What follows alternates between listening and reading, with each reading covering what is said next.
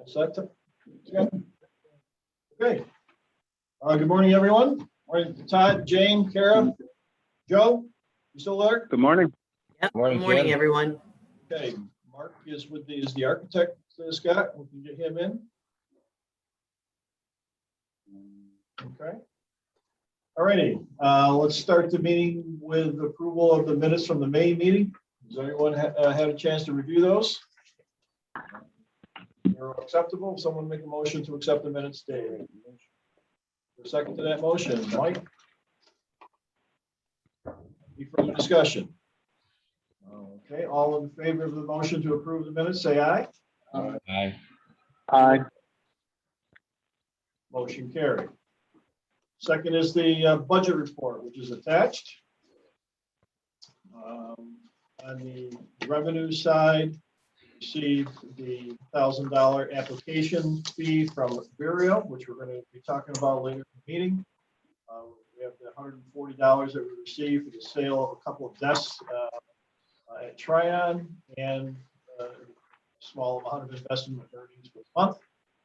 On the expenditure side, salary, benefits, workers' comp payment made. Then we had of $660 for work on the IGA's website from designs. And then we had two payments relative to Tryon, one for a progress payment on some of our mowing, a second one for electricity for the wastewater pump station, and a payment to CBRE for the appraisal that they completed on lots 1 and 2. So that's all there was for this past month. Are there any questions on the budget report? Joe Samuel makes a motion to accept. Is there a second to that motion? Jane Kelly. Thank you, Jane. All in favor, say aye. Aye. Aye. Anyone Aye. opposed? Very good. Committee reports, audit committee. David, did you have a chance to? Yes.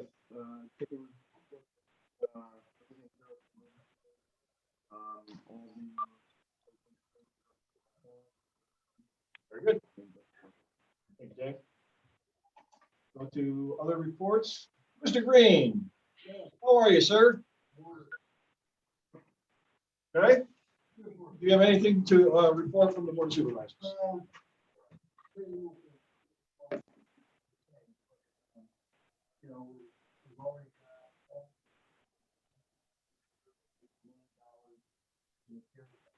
Jim, we can't hear him.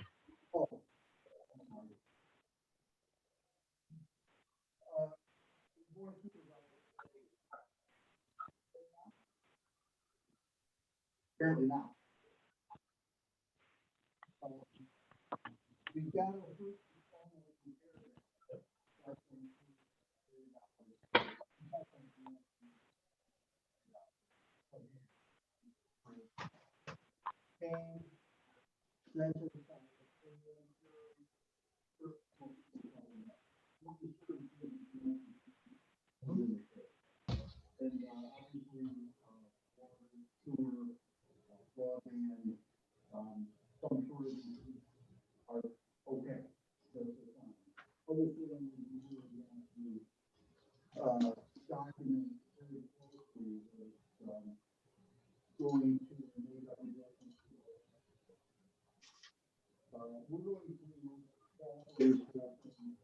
primarily during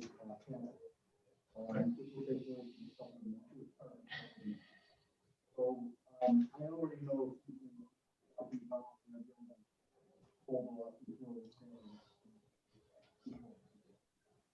Very good. Thanks, Warren. Tim, CRG, anything to offer? Sure. I mean, you guys have the report. Yep. I hope you can hear me. I just a couple bullet points. I mean, you can read through them if you have questions on any of the bullets I put down. I think a few of the big ones, the EPA grant, the $300,000 grant. We've had some questions on that. Like, hey, that's not a ton of money. Yeah, it's not. It's earmarked for phase 1, phase 2 on a few selected sites. But the exciting part about this, the way that we explained when we were talking to the EPA, is it gets you in the door for more money. So once you're in the door, you have that direct contact. Now you already are registered site that they're looking and evaluating. So we can look at out at more brownfield sites, or we can look at some cleanup as needed after we do phase 1s, phase 2s. We're excited about the Elon planning. I know Jim and Scott were on the kickoff for that for the site assessments countywide. The big thing, National Grid's funding half of it, and then we have the rest of the funding coming from PennFed. But they want to look for a mega site, so either an industrial park site or a mega site for a big plot of land. If they can, if not, they're starting about 50 to 60 sites, and then they're going to weed that down. We haven't seen the initial list. I know Ron's been on a few drive-throughs. Elon Planning's covered the county, I think, at least 3 times already. So they've already started coming up with that. I think we should see the initial list in the next month or so of what they're looking at. And then they have a whole grading system criteria of, power, water, sewer, whatnot, and then how they grade those going forward. And then the 52 Church Street, the kickoff in Gloversville, it could be a pretty big problem. I mean, they're talking about $20 million project downtown. It really could help clean up that area. It's been a site that's going down. So we're looking at getting that fenced off and starting to go through. I think they're going to look at some CFA funding, but I know they're going through some of that state look. And in the bottom there, the micro enterprise grant, we're looking to get some more funding. I mean, that's been an extremely successful program for a lot of our small businesses in the county. We've actually, I wish I forgot the number off the top of my head, but 20, 30 people have already gone through the program, been approved, and are just waiting until we have more money to come in. So, and there's a whole new class that's actually starting right now. So we have a lot of people that are really interested in it. And then the one cool thing that we've been doing with a lot of those, we've done it twice now, the wastewater treatment event, and then the Hometown Heroes, where we've had events where people have gotten together and looked at things. We've bundled that with past winners of the micro enterprise grants. So we've had a food truck there. We've had people, so we're getting some, cross-pollination of some of our different programs together, so people can, get more exposed to where everything's going and some of these businesses that are coming up. So that's it for me. That micro enterprise grant program is done very good. Oh yeah. Ron's done a great job with that. Yeah, no, we're really happy with it. Yep. Thank you, guys. All right, moving on to old business. Just quick update, Nexus Renewables, they're looking to close on the financing for their project this month. Once that's secured, all the documents that we've been working on are going to be executed. Kara, anything further to offer on that? No, I don't have any further updates about the status timing. They are circulating final versions of the lease agreements, the memo of lease agreements, the easements. So I will hopefully be getting all that together and over to you by the end of this week. But they have not set an official closing date for our IDA transaction yet. The site assessment, as Tim just gave us an update on that. Moving along, the proposed sale of the former maintenance building. Again, moving along, Kara, anything to report on that in terms of potential closing? No, nothing, no closing date yet, but we're coming up on our 90 days. So I talked to him, I think it was last week or the week before. He was finishing up some inspection work. We've ordered title insurance. So as soon as that comes back, we should be in a good position to move forward. Okay, thank you. All right, next item on the under old business is our option agreement with Vireo Health. I guess before we get started with that, we have several folks here representing the project. Okay, Pete Lyle from CT Mail is here representing CT Mail, and who's working on the civil and the site work for the project. Then we have Cliff Beater and Ben Beater who are representing Portos Construction.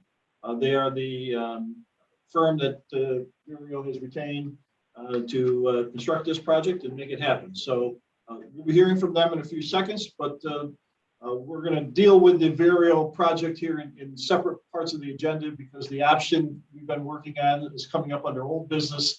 And then the project itself is going to be coming up under new business. Okay. So with the option, Vireo has submitted its letter to exercise the option to purchase the acreage that we have previously agreed to sell to Vireo for this project. An appraisal has been completed to verify what the market value is, and that appraised value came in at about $19,036 per acre.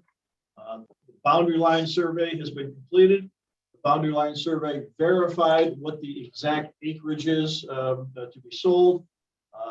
There is 43.076 acres within Tryon, and then 49.260 acres adjacent to Tryon, for a total of 92.336 acres in total will be a part of this transaction. And given those amounts of acreage and the price per acre that was established in the option agreement, the total sale price for this 92 acre transaction will be $1,233,850. Attached to your agenda is a resolution that will approve and authorize the sale of real property from the IDA to Vireo, and it basically does the things and states such in the resolution. Kara, anything to add regarding this transaction? No, I don't believe so. We, everything is set out in the resolution for the proper approvals and to be in compliance with ABO, and we'll get that letter out right away so we can start that time frame running. Okay. Very good. Any questions from IDA board members on this proposed transaction? David? Yes. Yes. Okay. So I would propose that due to the status of myself on this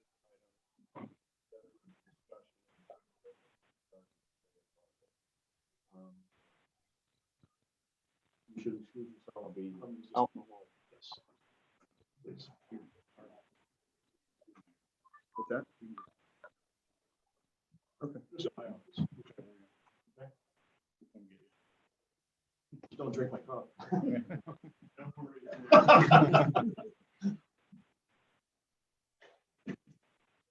Very good.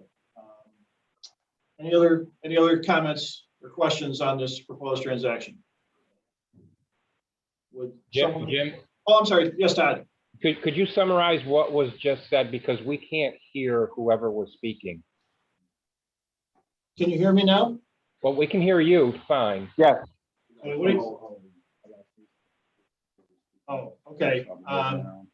The previous discussion was Dave Demore advising that he has a conflict because of his employment status and CT Mail's working on this. So Dave has excused himself from the meeting while this discussion and transaction takes place. Thank you. Okay? Yep. You can hear me because of my big mouth. Is that the real Well, issue? it's a little louder than most, but All right.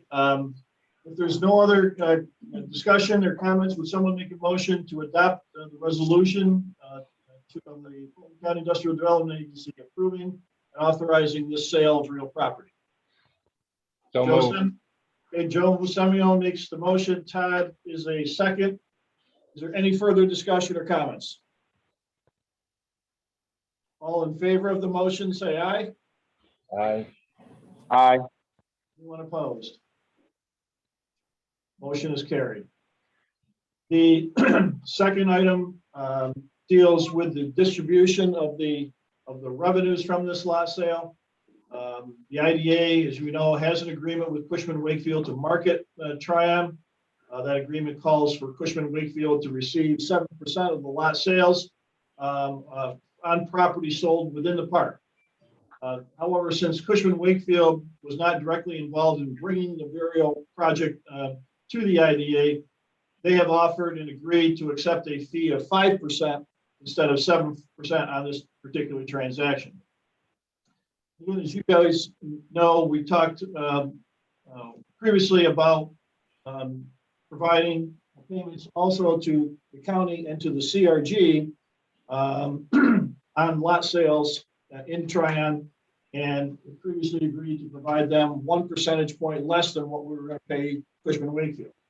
And so with that in mind, as shown here in the agenda, it is recommended that a payment of 5% of the 1.184590 be paid to Cushman Wakefield, which would total $59,230, and 4% payments made to the county and the CRG, each totaling $47,384 for a total distribution of $153,998. And those payments would be made at the closing of this transaction. Are there any questions on this recommendation? I just want to say it's a nice partnership that we have with the CRG and the county, and for us to be able to get projects up and running, everyone's going to play their part. And I think, as you said before, it's nice that we can make some sales and give back to these agencies that have supported us all the time. So it's nice that we can give back $44,000 back to these agencies and go from there. If there's no further questions, would someone make a motion to authorize the distribution of these revenues as we just discussed? Mike? Is there a second to that motion? Jane? Thank you, Jane. Any further discussion? All in favor, say aye. Aye. Aye. Anyone opposed? Very good. Okay, moving on to new business. No, because this is all, All related. it's just one item. Okay. Then he's got to go back out again. All right. So I'll make it easier on him. Okay. Save wear and tear on his walking. New rules. Right? It's going to be board training next month. Okay. Kara advised that we have to. So. Okay. Okay. Under new business, recommending an easement be granted with the Gloversville Board of Water Commissioners. The Water Department, the City of Gloversville Water Department owns, operates, and maintains the water supply and distribution system at Tryon. That includes the 12-inch water main that runs all around 117, the pump station that pumps water up to the 300,000 gallon elevated water storage tank, the tank itself, and then the water lines that transmit water back and forth from the main trunk line on County Road 117 up to the tank. At present, these facilities run across IDA land, and part of that land is now being sold to Vireo. So part of this whole Vireo project, can you put the survey up, please?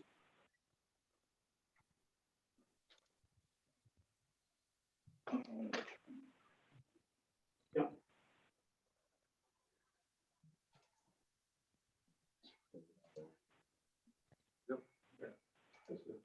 Good. So follow my line.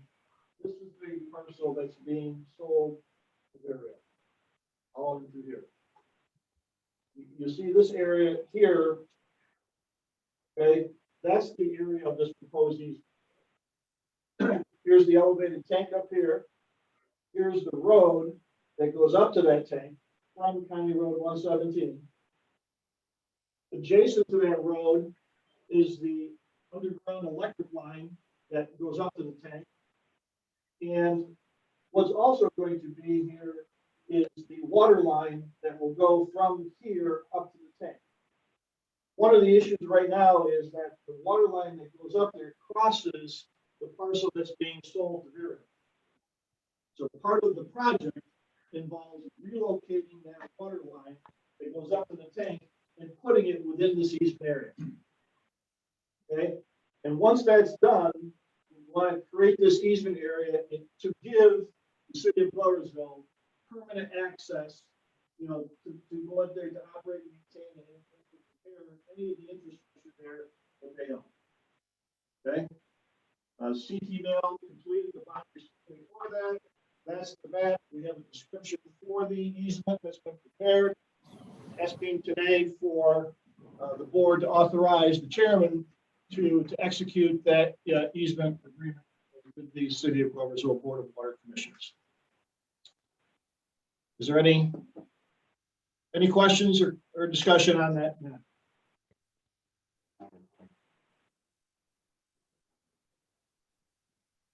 Peter, listen to what I'm thinking, not what I'm saying sometimes. Thank you. Yes. Ferguson and Foss did the survey, that's CT mail. So, very good. Would someone make a motion to authorize the chairman to execute this easement agreement? I'll make that motion, Jim. Thank you, Todd. Is there a second to that motion? I'll second, Jim. Any further discussion? All in favor, say aye. Aye. Anyone opposed? Very good. Okay, moving on to the main event.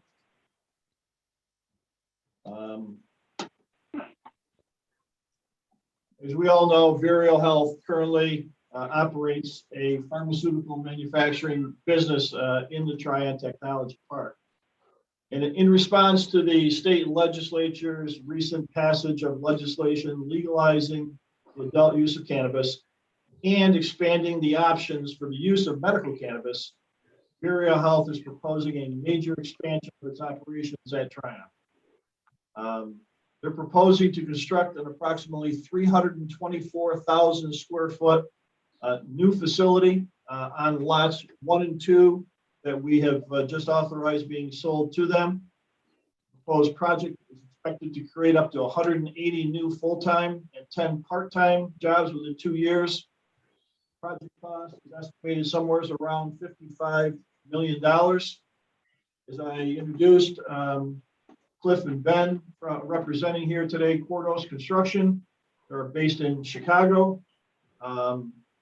Philorama is in Tulsa. Okay. Architects also based in Chicago are going to be designing the building. Mark Philorama is joined us here on this Zoom meeting. Mark, can you hear us? Oh, okay.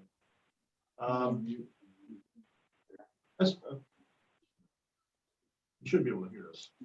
Yes, good morning, everyone. Sorry about Good morning, that. Mark. How does it feel to be muted? Sometimes it's good to mute me, and you'll find that out. The proposed project, and again, we're going to have 2 presentations here in a second. Just trying to give you the council summary here. The project's going to involve the demolition of all existing buildings on those 2 lots. It's going to involve, as you just mentioned, the relocation of a water line. The project also identifies some potential future expansion projects, which if both occur at the size being proposed, there will be almost 750,000 square feet of building space on this lot that's being sold. And much to Cliff's pleasure, Vireo desires to have this project completed by the end of the first quarter of 2022. So with that as a quick background, Cliff Peter and Peter Lilholt are going to discuss the project. One's going to talk about the actual building. The other one's going to talk more about the site plan. So how you guys got this choreographed is up to you. But if you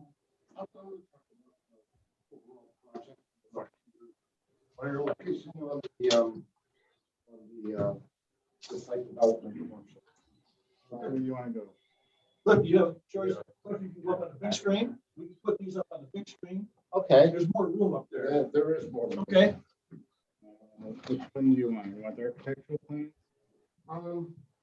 Let's go to the architectural. Okay. Mark is standing by in case there's a specific question. So we are the design builder for the project. Will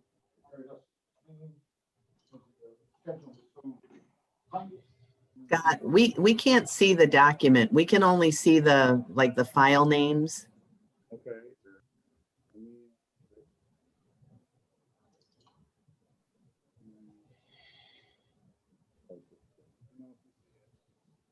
That's better. Thank you. So as I was saying, we're a design build team. Looking at fast track things. For that, this is really key fast track for permitting and building in order of construction. Go ahead. You Okay, can, good. it's so they can hear you. So, but I'll talk about the general project. As Jim pointed out, it's 325,000 square foot roughly. The back, about 100,000 square feet of the back is going to be shell space for immediate expansion, which might even happen while we're constructing the rest of this. The rest of this facility is a indoor grow facility. It takes up about half of this block right here. And then the manufacturing and offices are down at the front. There's 207, I don't remember exactly how many spaces, it's been a moving target, but there's I think 270 spaces plus or minus in the front. 227. Cliff. 227. Thanks, Mark.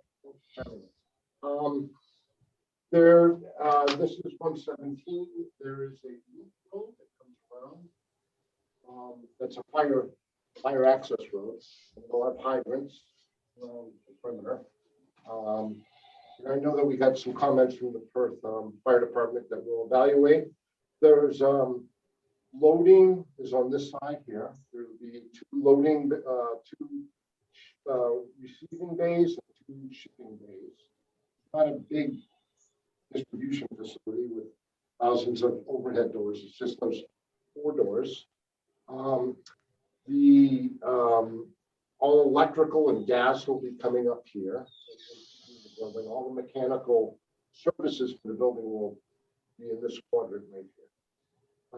The building will be cooled by central plant equipment, cooling towers outside, and chiller plant inside, and condensing rooftop units, primarily over the grow areas for the plants because of the humidity. And they're the most efficient, cost efficient, and best performance to do that work. This is obviously very different existing facility that there's a greenhouse and their current manufacturing building. The building is only 26 foot tall. It's just 1-story building. It's not like a typical big box that might be 40 foot high. The exterior will be precast walls, similar to a big box. Can we go to the elevations? Yep. Peter's going to come back and talk about some more detail about the site. So it's a rather long building. It's 580 feet wide and 550 feet front to back. So, yeah. There we go. That's the front elevation. So we can start there. So this is the precast panels, and we, and when I say we, Mark has tried to break the length of this building up. There's not much we can do with the geometry of it. You can't put gable roofs on it and things like that. It's a huge building and very squat. So he broke these panels up into like this is one panel right here, from here to here. So he has a scoring pattern that he is proposing to have different colors stained, because all the precast concrete will be stained. It won't be bare concrete. So it'll look like, you know, a typical big box precast building.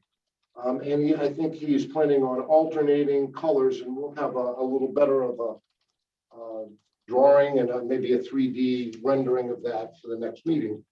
But for our purposes here today, it's just a long building, not a lot of windows. It's a manufacturing building and a grow building. They don't, and it's a secure building as well, highly secure. So the only doors that occur here are exit only doors in case of a fire. You can't actually go, once you go outside, you can't go back in that building. The only way you can get back in is through this front door. This is the office area that we did something a little different with some, some modern horizontal aluminum metal panels, horizontal panels, and some curtain wall and a cantilevered steel canopy to identify the entrance. And it's a little taller and it sticks out from the building a couple of feet or a foot or so. That wraps around the corner on the west elevation. Here's the 4 loading doors. And that's it. And the rest of this is no windows, just exit doors. So it's a fairly low building, so that's a good thing. The way that, and Peter will go into a little more detail because he just completed a grading study, but the building is set back pretty far off of 117. Can we go back to that over that architectural site plan? Yep. There we go. So we set it back 275 feet. Is that right, Mark? From the street. And it's elevated as well. The plan for landscaping is, Peter will get into this a little more, but all of, as you know, there's a hill here and all the water comes this way now. So we're going to divert it around the bioswales, but it's all going to end up back in the front here, go through a culvert that goes across the street where it goes now. But this will all be landscaped, the parking lot will be landscaped. And there'll be a slope down from the parking lot down to the street, down to this bioswale that will be lushly planted with sod. And that sod will continue around and pick up some of Virio's existing stuff that didn't come into their seeding. So we'll be cleaning up all this entire swale from a landscape standpoint. And making this look a lot more attractive. There is no sign. These companies don't like to be identified for security reasons.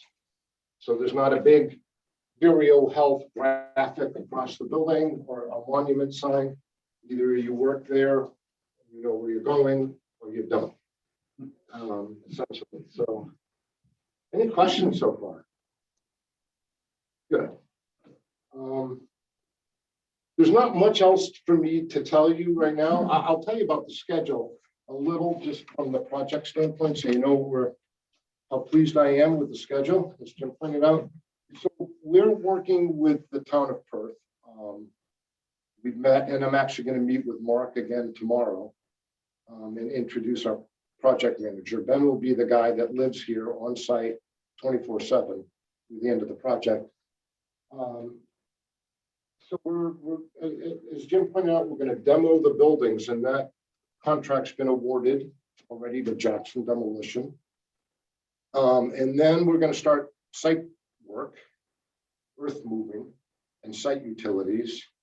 Although the site utilities aren't as important as the earth moving, we're going to build this pad. We're going to start putting in foundations, and then steel, which we already bought, and it's very difficult to get these days, as you might all know, is being fabricated now at Schenectady Steel, one of the largest steel contractors in the area. And that steel will be going up approximately the end of September. So there's a lot of work to do between now and the end of September to get to that point. It's a big building, though. We won't be like pouring all the foundations, and then that guy goes away, and then the steel guy comes. We're gonna be pouring foundations here, here, and the steel guy's gonna be working here. And when the steel guy gets here, we're gonna be putting precast on it. It's like a pretty big building. There'll be multiple trades there, so there'll be a lot of activity on the site, nonstop. As Jim pointed out, we need to contractually be complete by April 1st, to the end of the third quarter. There's a regulatory reason for that. It's immaterial. That's my contract. That's what we're going to do. And I think that's, with that, I'm going to turn it over to Peter to talk about the site planning in a little more detail. You want to stick to this one or? I'm gonna open some other drawings too. There's a site photo drawing Yep. and then the civil drawing. Which one you offer? Let's start with the site photo. All right, thank you, Cliff. Good morning, everybody. Really happy to be here to talk about a very exciting project. In addition to Mark Tolorama, the architect who's on the phone, we also have, you see Andrew Roush from Vireo who's available. He's on the phone as well, and Jake Gordon from our CP&L's Johnstown office. The team here in Johnstown has been very busy trying to keep Cliff happy as best we can on a very fast-moving project. So I did want to speak a little bit further about the civil site work on the project. Again, my name is Peter Lilholt. I'm the division manager for civil engineering and land services at CP&L Associates. So we're all very familiar with the project at the Tron Technology part. Over here, just to the left of this screen, you can see Vireo's, the corner of Vireo's existing facility, and then County Route 117 here. And then here's the site. So the site basically is bounded on the left by this existing fence line that runs along the common boundary line for the existing Vireo facility.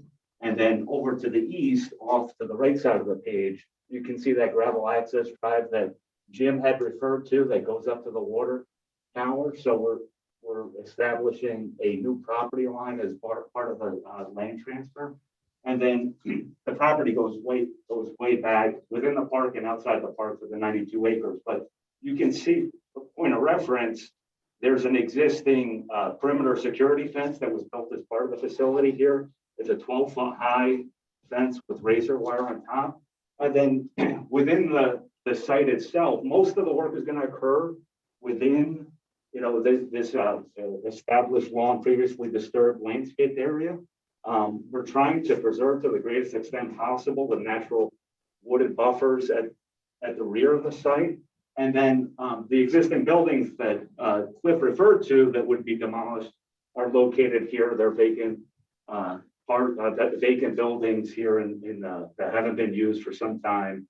In fact, some of them are already down already. But these buildings would all come down. The utilities would be removed and disconnected and make way for the project. As you probably know, there are fairly significant utilities that run through the site, not the least of which is the water main that runs up to the water tank. There's a path through the woods that runs up through here. So we've got to relocate that water main over to along this access route off the project site.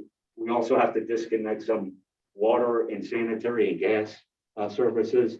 Cliff has already reached out to National Grid. We have a request into them. So we've got electric and gas utilities that have got to be relocated out here and maintain service, of course, the Vireo's existing facility at the same point in time. So that's a brief description of the site. And I'll ask if anyone has any questions at any time, please feel free to interrupt me, Jim. Well, you see those two dorms right by the left, those two right there. That's about where the front of the building is going to be, the new building. Right. Okay, just to get a perspective. So, reality is the town of Perth zoning ordinance allows for the building to be within 30 feet. That's the front yard setback. They're pushing it back, significantly. Okay, in part to help reduce the physical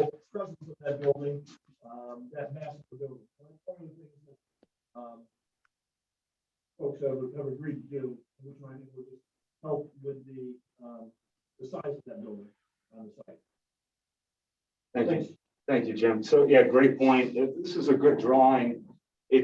As Jim pointed out, we originally had the building, we were trying to minimize as the site slopes down here and the whole site drains to, there's a culvert underneath County Route 117 about in here. And you can kind of see it. So the whole site drains this way. So at first we were trying to minimize the earthwork and avoid going beyond the fence line here. But recognizing that there are design standards in the County Technology Park, and Cliff spoke to this. We decided to move the building back, and it generally would align with the face of the existing Vero building, and then these kind of dorms would sit about in here, the face of the building. So you can get a scale for just how far back the proposed building would be from County Route 117. Some of this area in here, we talked about cleaning up and kind of defining the drainage swale along County Route 117 and sodding this area to create a nice lawn area that goes up to the building. The building, as Cliff mentioned, we did some preliminary earthwork analysis. The building will set significantly above the existing County Route 117, probably on the order of 12 feet. We got to balance and work with Cliff and his earthwork contractor on those volumes and what material can be used. But it will set up pretty high. But we're going to try to create a nice lawn area. Of course, we've got to collect the storm water, provide treatment. You'll see it on the site plan. I'll bring it up. But ultimately, it all has to get to this point. So we will have swales and so on that take the treated runoff out to County Route 117 to kind of maintain the existing drainage patterns. So any further questions about the existing conditions? All right, Scott, if you would go to the site plan, civil plans, Civil plans? please. May take me a couple You're doing of times. This one right here. All right, so in your packet, this was the existing plan. I've already fairly described. I think the photo sometimes is easier to follow, so I'll move it along. But again, there are utilities here on the loop road and here that we've got to relocate. Here's the western property boundary, the eastern property boundary, and we're trying to work within the existing fence line as best we can. Or to the flat, or I can do it. Okay.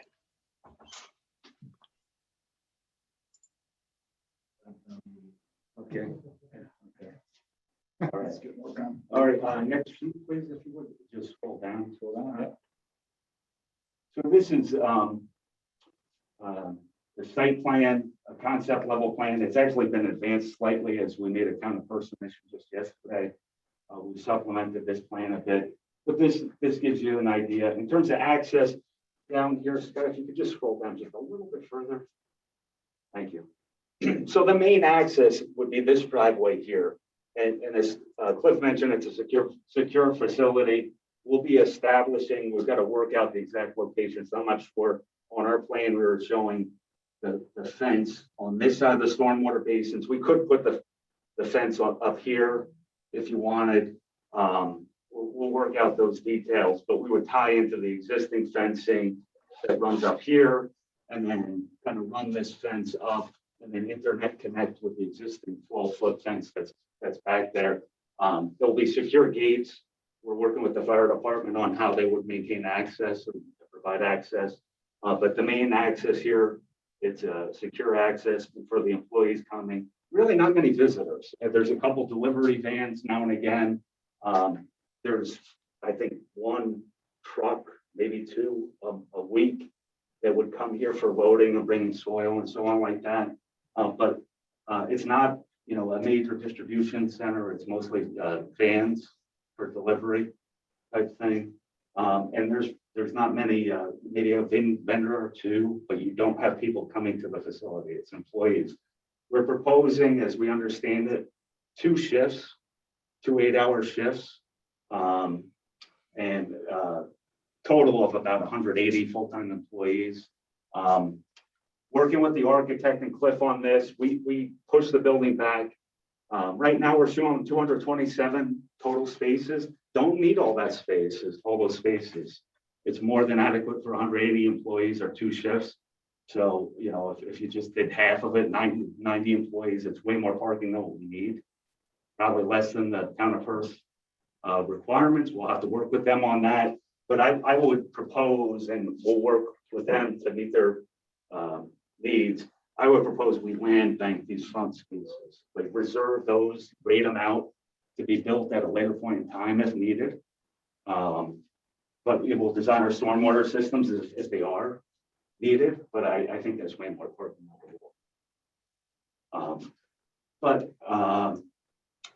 Access again here, this fire loop with a 26-foot wide fire loop that goes all the way around. This is primarily an exit only at this spot. This is the main entrance, no signage. We understand that we have to incorporate the logo for the Triumph Technology Park at some point. We'll work with the IDA on what that looks like. Perhaps that'll be part of a 911 address or something, kind of a discrete, street address number or something at the gate. I don't know if you have a minimum size or that sort of thing, but that's what we're thinking. In terms of grading and stormwater, as Buzz noted, it all kind of drains down toward the site. We'll be cutting into the back of the slope hill here and filling the front here, diverting stormwater around the site. So we like to try to keep the clean water clean. So the run on, if you will be diverted around our site. And then we'll be treating the roof runoff. The roof is kind of split. We've got drainage going east and west, and then picking up with roof drains and bringing it in along with the impervious areas for these stormwater management areas that are identified on the plan. Some over here, some over here, and then all discharging out front. Nice lawn up front. In terms of sanitary, we'll be connecting. We've got sanitary sewer lines that will come down. We connect to a existing sanitary sewer line here up front. Water, we've got a dedicated water service into the building, plus a fire loop. Hydrants on the corners. The fire department asked for additional hydrants if needed. We've got the fire access road generally about 50 feet off the building. On this side, we've got a little more space to accommodate the cooling towers, generator, and transformer. So fire department wants to need, we'll have to work with them providing level access and spots there.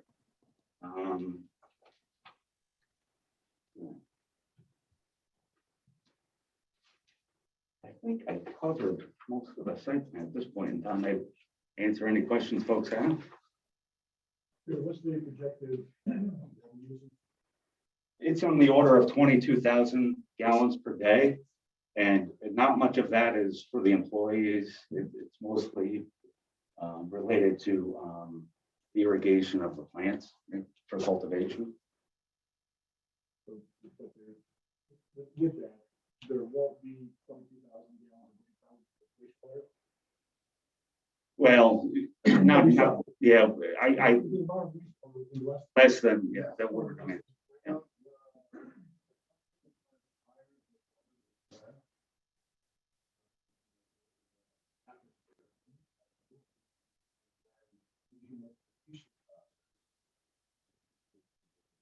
Take that water out, and that's called condensate water. And there is a discussion about possibly recycling. We haven't got quite that far yet, but there is, that's a typical practice because of the amount of water. Each plant averages half a gallon a day.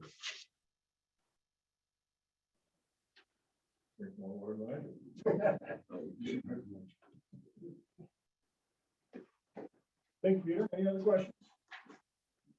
All right. Let's thank you guys for that presentation. Let's head back to the application or the agenda. We're on to page 6. Vireo has filed a project application with the IDA requesting financial incentives. Mailed that out to everybody last week. The application asked for pilot, sales tax exemption, mortgage recording, and taxable bond financing. The pilot would be modeled after 485B, whereby a 50% exemption would be granted on the improvements to the property in year one. That exemption would decline 5% a year over a 10-year period and expire at the end of 10 years. The mortgage recording tax exemption would only be utilized if Vireo ended up with a mortgage, depending upon how they finance this project, okay? But if they do have a mortgage, they would receive an exemption on that 1% mortgage recording tax that is charged by the county clerk's office when a mortgage is filed. And the application also requested taxable bonds. At present, Vireo has not secured a potential buyer for those bonds. And so these bonds would only be pursued if Vireo was able to find a potential buyer and could negotiate terms and conditions with that buyer for those bonds to be issued.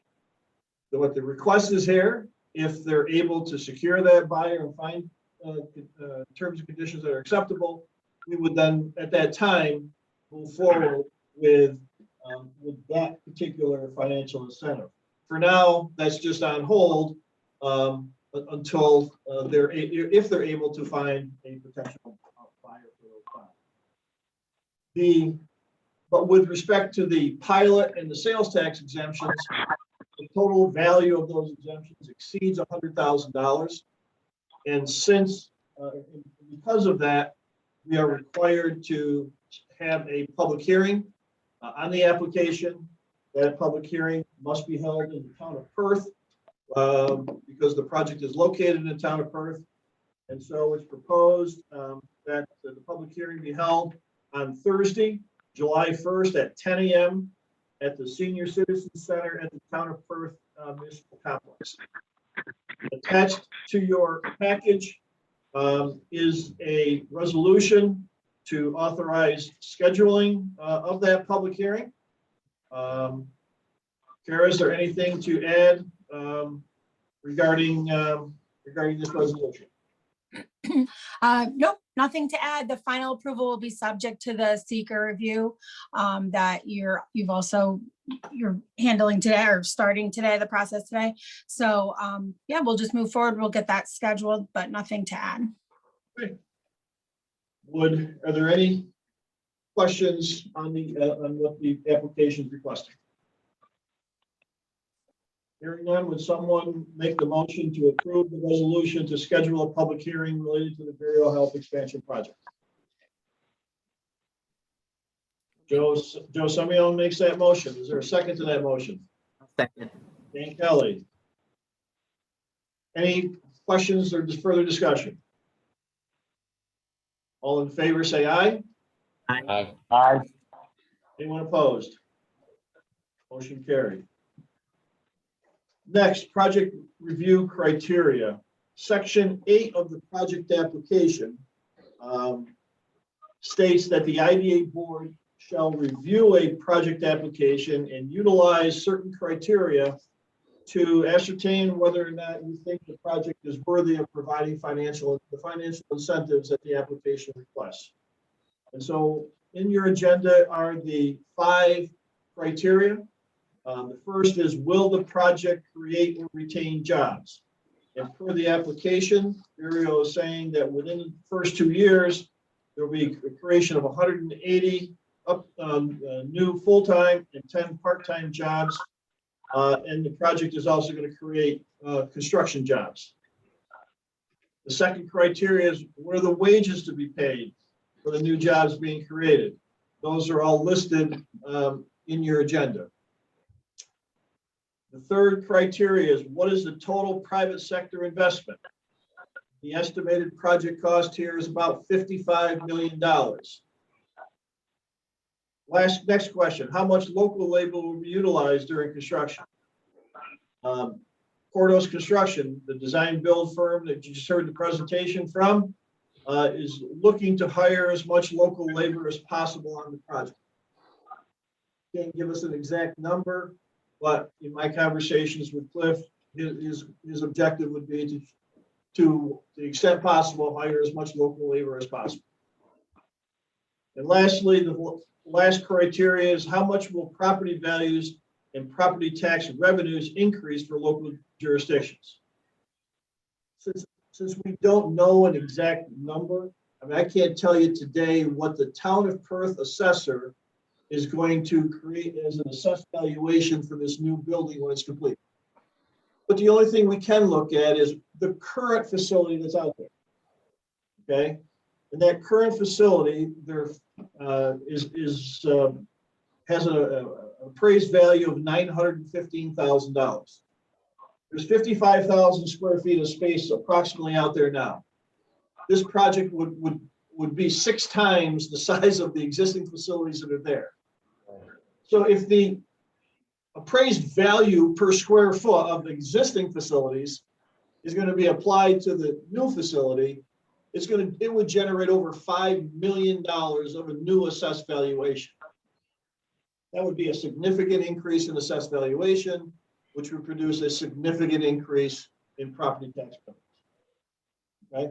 I can't give you exact numbers, but just looking at that comparison, this project is obviously going to add significant value to the assessed valuation out there, which will generate additional property tax revenues for the town of Perth, Fulton County, and the Broad Perth school districts. So those are the 5 criteria that you've identified to determine whether or not you feel this project is worthy of the financial incentives that are being requested. The question to you is, based upon those answers that are provided in the application, do you feel this project is worthy of receiving the financial benefits that they are requesting? Any questions or discussion on that matter? Hey, Jim. Yes, Todd. I don't know if this is for Kara, but it might pertain to the law.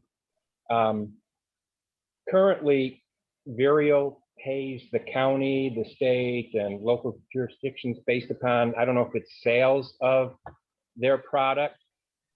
Yes. Is there anything in the new law as far as the sale of the new cannabis that's going to happen in several years that, in addition to these incentives, would come back to either the county or the town or the state? At present, the medical cannabis facility at Tryon, the county receives a portion of the excise tax that is added on to the sale of all medical cannabis products. And right, so the county has been generating that revenue for the last 5 years since Vireo has been operating at Tryon. For this new facility, I believe the only revenue that would be generated would be from those communities that host retail facilities, not from the manufacturing side of things.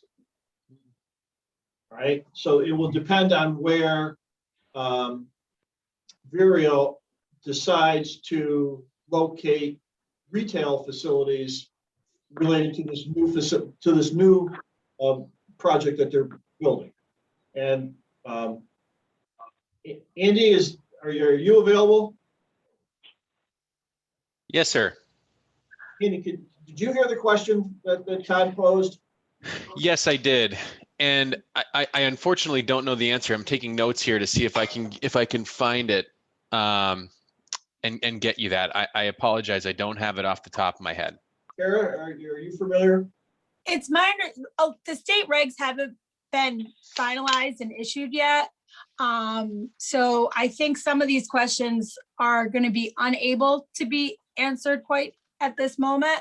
I think from what I've heard and read, your explanation is the way it sounds as if it's going, but I don't believe that final regs have been issued yet.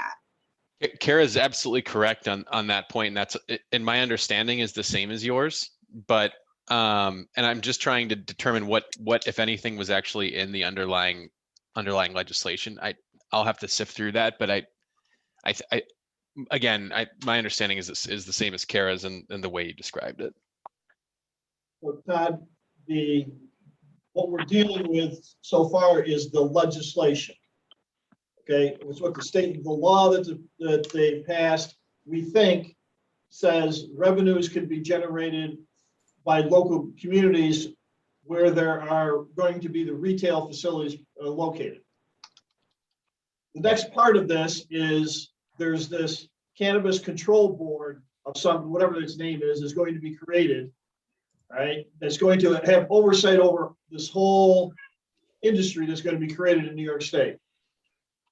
That group is then going to has to then write the detailed regulations that will implement all the provisions in the law. That legislation, the board hasn't been created yet, so therefore the regulations haven't been developed. So it remains to be seen how it's all going to shake out. But I believe in the underlying legislation, the host community for the manufacturing facility that we're going to be, I don't believe will generate any revenue. But we will verify. It's a great question. We'll verify that and I'll report back to you at the next meeting. Thank Okay? you. Yep, thanks. Jim, I had a question.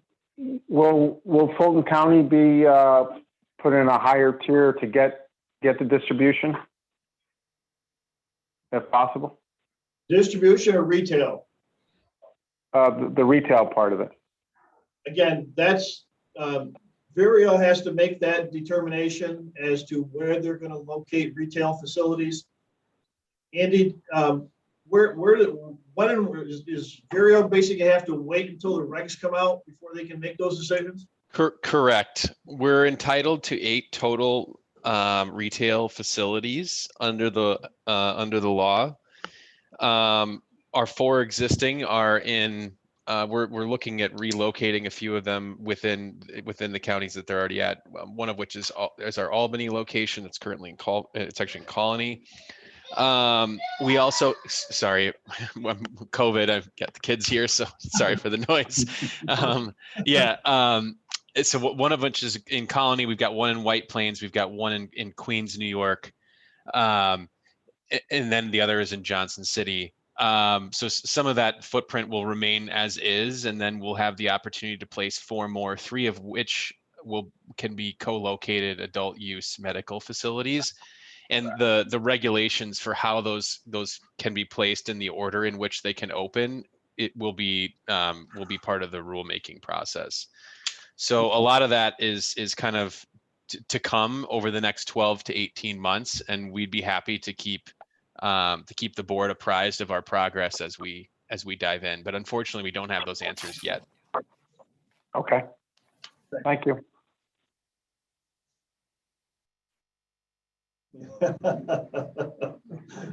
Okay, back to the project review criteria. Would someone be willing to make a motion to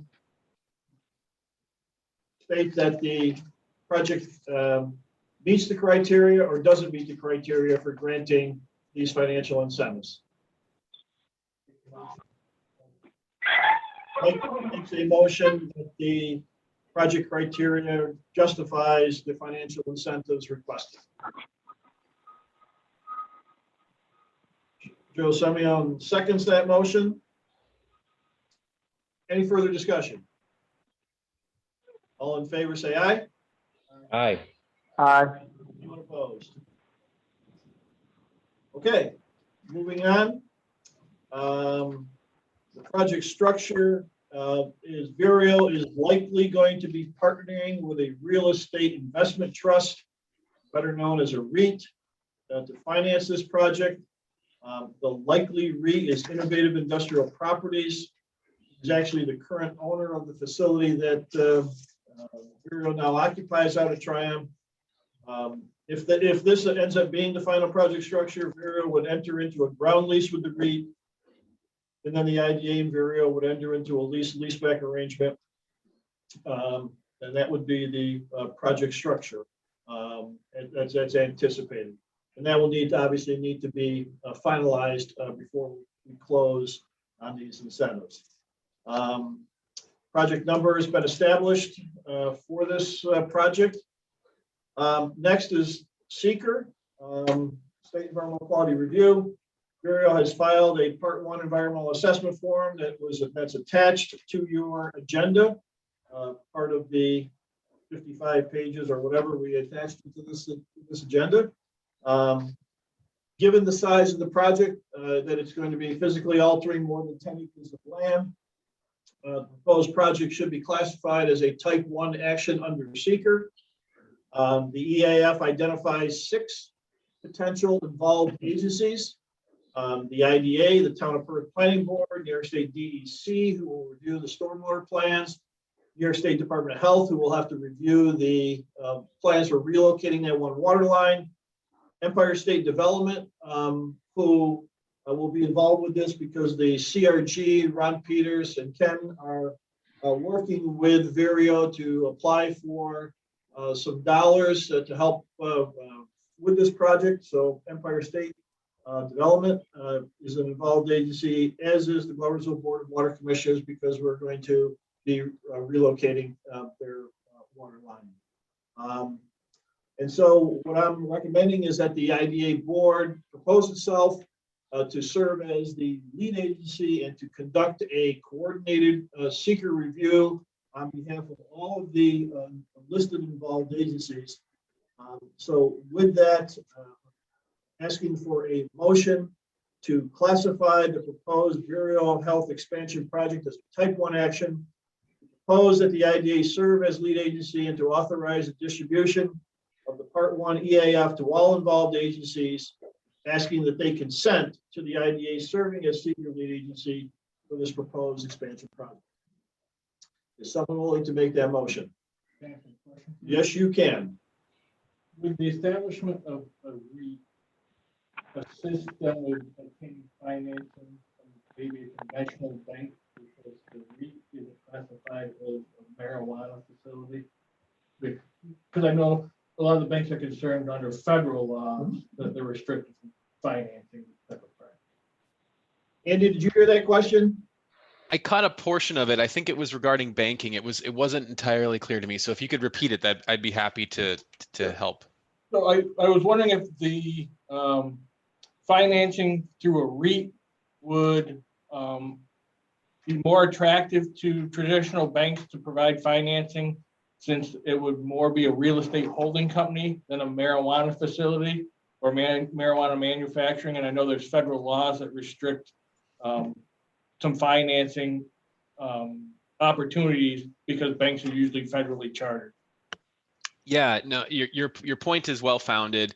We actually wouldn't need bank financing, and the REIT we've partnered with is basically a kind of a capital lease partner itself. So they basically fund the sale leaseback, and then we'll own the underlying parcel. So it's a relatively unique arrangement because of the restrictions that you just touched on. But I think that the REIT itself will act as I highly doubt that they would ever need financing. They're very well capitalized. They're kind of a unique business within the marijuana industry. So I don't think that there would be any need for further financing, but I think mechanically, to get to the heart of your question, the answer would be, yes, it could theoretically be easier for them to obtain financing because there's that kind of interim layer, but we're always interested in regulatory relief as well on the banking side. So if I can drill down, I hope that answers your question, and I'd be happy to provide additional information if helpful. Oh, that's helpful. Thank you, Andrew. Okay. Back to seeker. Would someone be willing to make the motion as shown in the agenda? I'll make that motion. Thank you, Todd. Second to that motion. I'll second. Thank you, Jane. Any further discussion? All in favor of the motion, say aye. Aye. Aye. Anyone opposed? Very good. Town of Perth Planning Board meets next Monday night. They will commence their review of Virio's site plan. The whole application package was delivered yesterday, is being sent out in the mail today to Perth Planning Board members. And Cliff and Pete will take their dog and pony show on the road that evening and present to the Perth Planning Board. The schedule is for the site plan to be introduced to them next week. Then at our July meeting, we will wrap up seeker.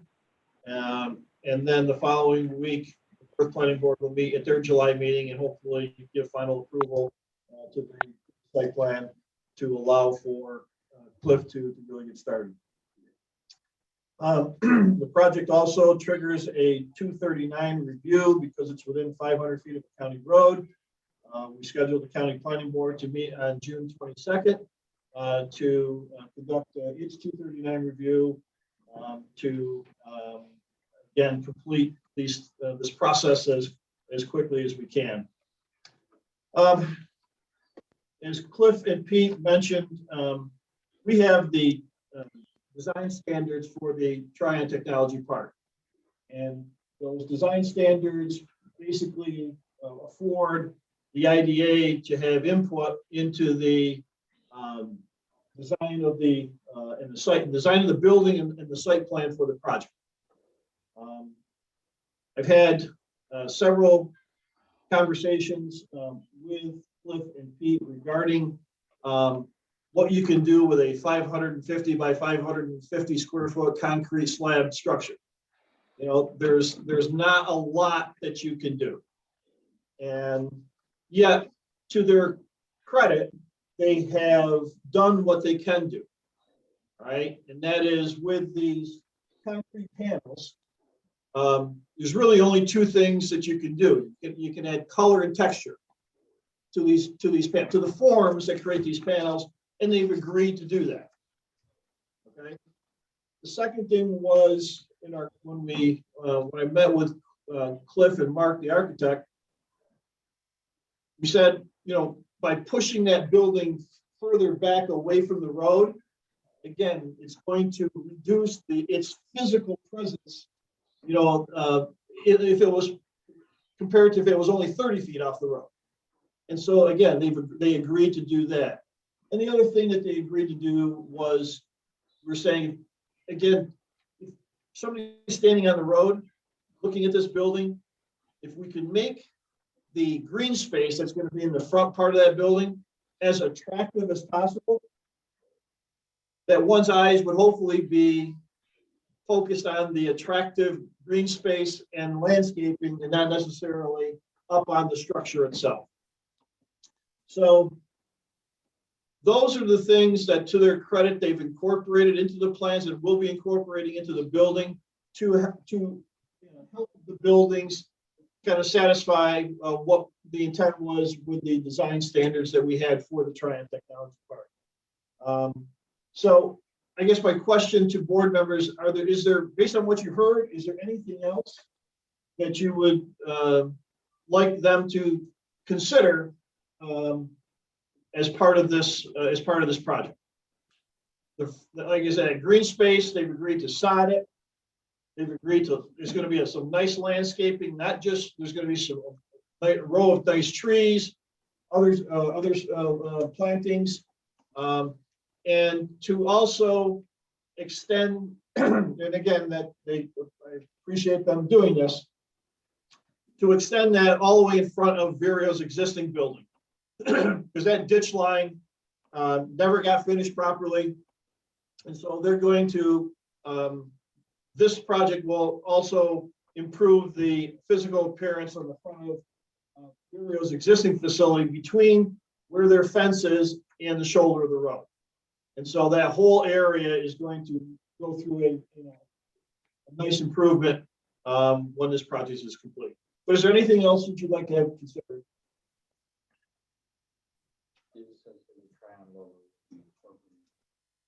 Yes. To be determined, but that is our Tryon logo.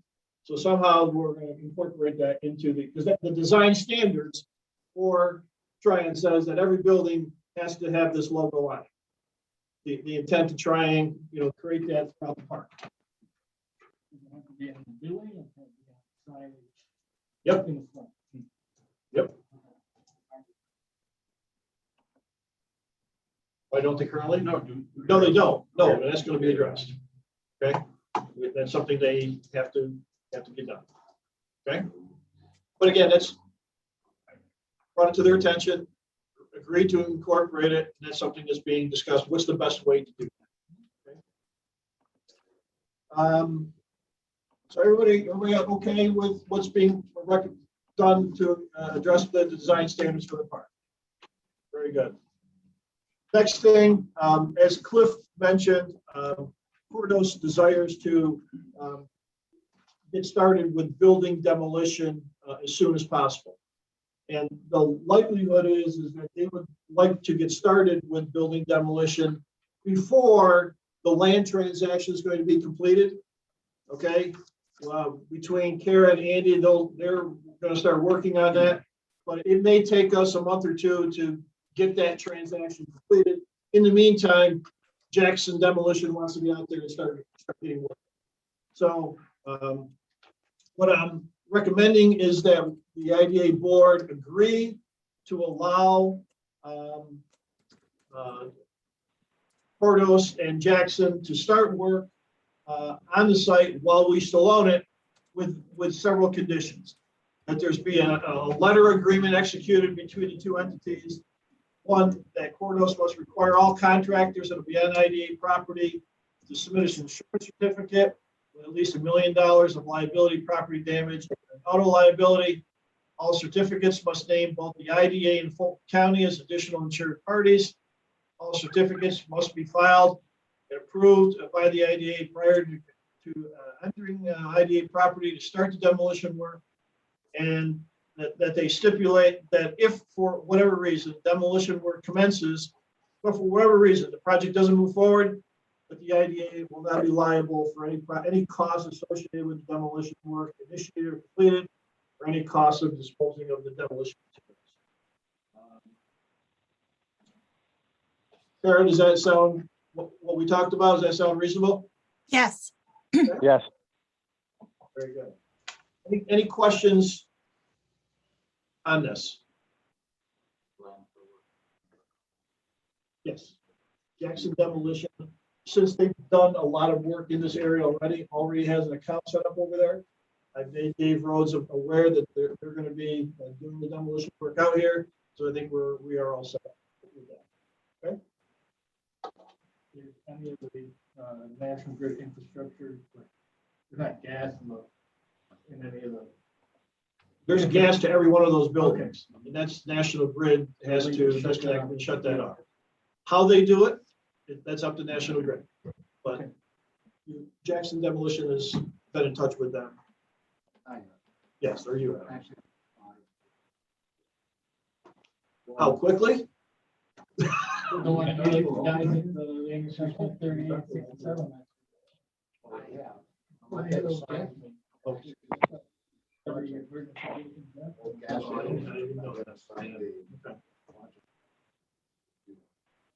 So,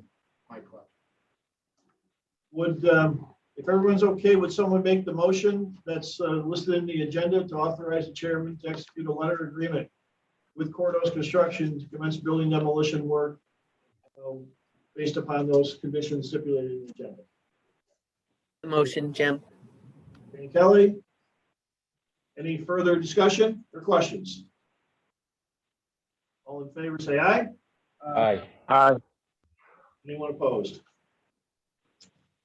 Last but not least, one of the other reviews being done is by the Perth Volunteer Fire Department, who has this building will be within their service area and jurisdiction.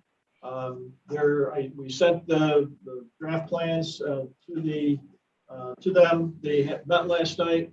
Some comments came back. I provided those to Pete and Cliff to take a look at.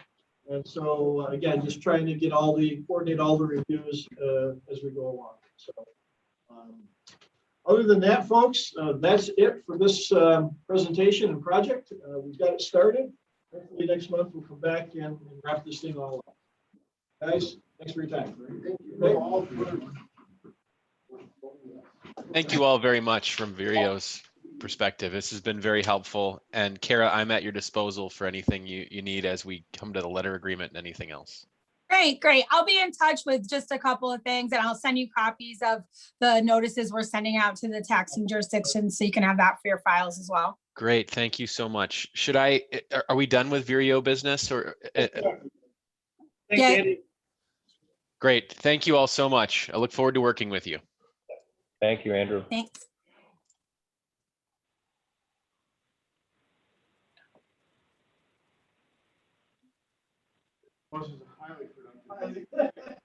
Done, right?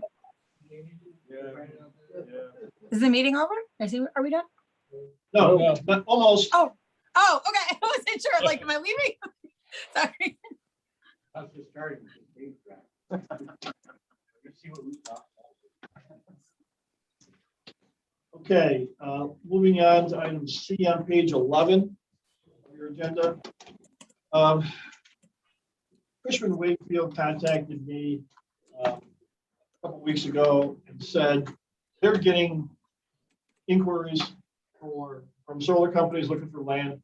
And their question to the IDA was, do you have any additional land that you would have an interest in seeing a solar project on? My initial reaction was, no. But then I started thinking. And I listed here on the agenda. We have about a 10-acre tract that faces Route 30A down by the Johnstown Industrial Park between Enterprise Road and Opportunity. Okay, there's that 10 acres. That's really not part of the Johnstown Industrial Park. It's vacant land. It sits there. And it's not, we're probably never going to sell it. Just wanted to toss that one out for consideration. Second one, Crossroads Business Park. So it's sat vacant for a long time. You know, is there a tract in there that might have some potential value? And then lastly, this piece up here that we found to have mostly wetlands. Okay, you can put solar projects in wetlands. Oh yeah, Army Corps is an exemption for that. Oh yeah, you just drill it in and Army Corps says, yeah, no problem. That's okay.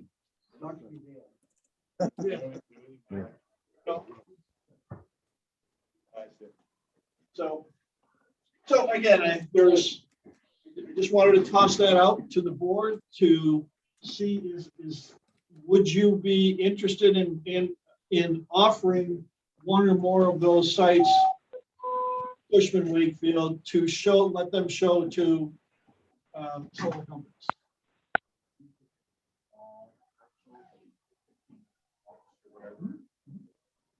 Most solar companies need more land to make it worth their while. Some are big, some are small, you know. That's the land that we're doing for. Peter, thank you. All right, we'll be in touch. Okay. What was Joe's question? How much land is typical solar farm would be requesting? I don't think it's typical, Joe. I think there's big issue is the interconnectability. You know, how much, wherever that site is, how much power can be put into National Grid's system at that location. I think that's more the drive. That's part of the reason why Tryon, it was started out as a 8 or 9 megawatt. It's down to a 3. It's because their system could only take 3 and not 9. Without major upgrades, that would make the project, cost prohibitive. So I don't know. I don't know how big or small. This is what we have. Well, the good thing is.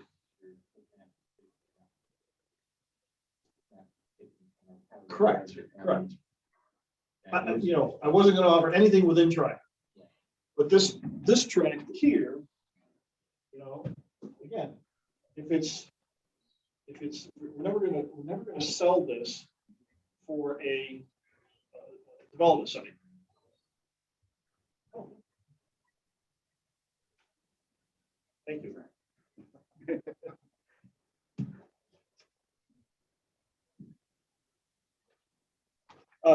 Peter?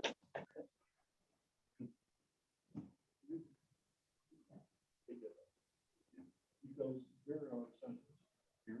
Yeah. Okay. Okay. Well, you're an honest man.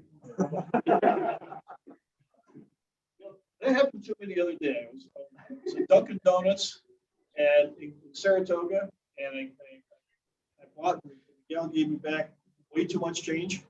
I felt obligated. I went back and I gave it to her. I almost brought her to tears. It would come out of her pocket, right? Sure.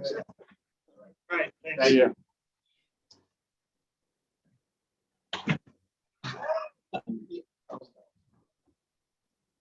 They Vera wasn't cute.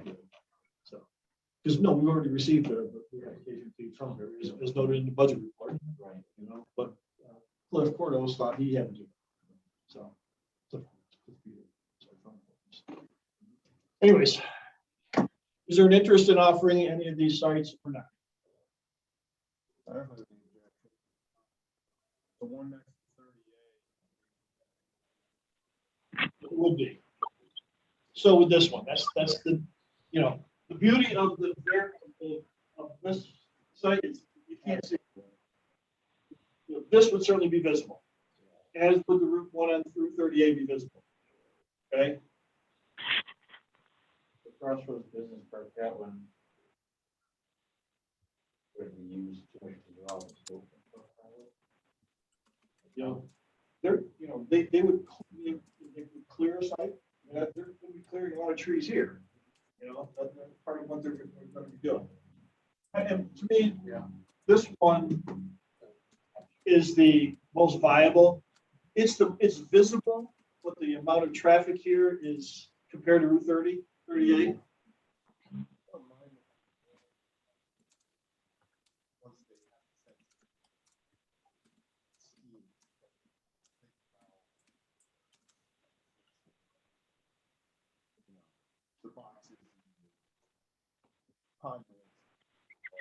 Well, yes, this would have to go in front of the town board, but it also comes here. So you don't have to sell this until such time as they've developed a site plan, landscape plan that you find. It's all, it's your land.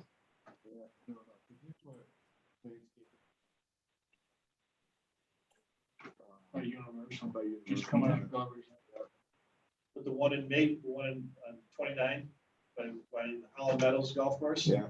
They've got all the landscaping there, but Yeah. so you see right over it over there. So, And I guess I have a question. Yep. If we hand over land for solar farms, isn't there opportunity to have like a lease agreement for revenue? yes, that would be the intent here, Jane, would be to take a piece of property up here. Right. We're not going to be able to sell for a shovel-ready site because of the amount of wetlands on here, but to lease it to a solar company and generate an annual revenue similar to what we're going to be doing. We're releasing the land over here to Nexus.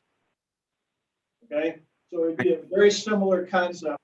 It's just the Nexus one out of sight, not visible from any road. This one would be. And listen, we could offer this, and there may be no takers. Okay, but if we don't offer it, we won't get. We're just going to be holding on to a piece of property that may never be used.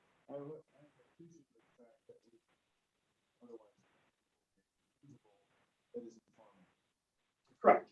And again, generating additional revenue to try to sustain your operations.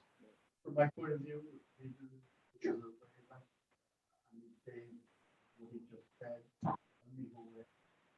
also the one furthest kind of, I don't want to say out of the way, least visible, least traffic. I know that there are some supervisors who are a little crazy about having so many of them invisible, when we're supposed to pick out someone to see to the point where it's, and all of a sudden you're seeing these things wherever you go, they feel it at the track to a certain amount. And also that there's some prime land Yeah, being utilized. right, correct. Okay, this wouldn't, that's what's nice about this one, it's just, it doesn't have much other potential use. Will we offer that one? Everybody comfortable? We'll just offer it for now? Jim, is that 15 acres? Is that part of our subdivision, let's say lot 1? No, we have excluded that now from any of those lots because of the extent of wetlands that are there, Todd. Okay, but would if somebody interested in purchasing lot 1, could they use that as part of their drainage program? That has to be done on, Potentially. Okay. Again, my suggestion is let's put it out there.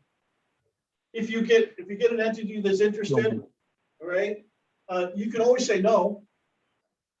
You're not committing by offering this, you're not committing to selling it. You're just gonna put it out there and see if there's any potential interest. Fair enough? All right. We'll just do the County Road 107, 158 intersection. Okay. Last thing, our board training. Again, I don't want to spend a lot of time, but just some background information about the Authority Budget Office, the regulatory entity that oversees us and everything that we do. On page 12, there's also some frequently asked questions. You know, for example, must a public authority rotate audit firms every 5 years? No, we can stay with the same audit firm, but the lead auditor has to change every 5 years. Like Mike Rossi, Amy Pedrick have been doing it for 5 years. Mike Rossi is now our lead auditor. At the end of his 5-year term, we can go back to Amy or someone else. Okay. Board member independence. This is an interesting one. The law states that a majority of a public authority board must be comprised of independent members. What does this mean and how is independence determined? All right. So since the IDA has 7 board members, 4 of the 7 must be considered quote unquote independent. All right. Independent is one who has not been employed by the public authority or an affiliate in an executive capacity over the past 2 years.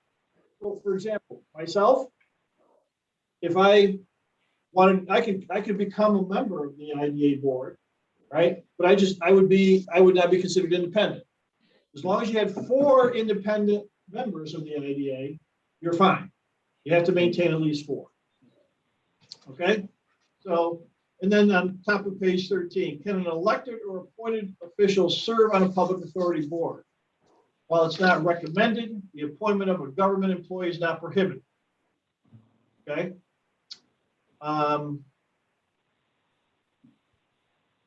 Interesting, item number 3, can the CEO hold the chairman position of an authority board?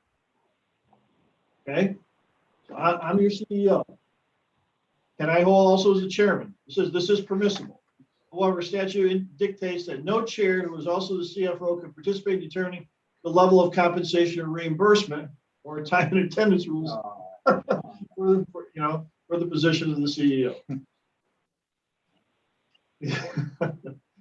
And then down below, what is PARIS?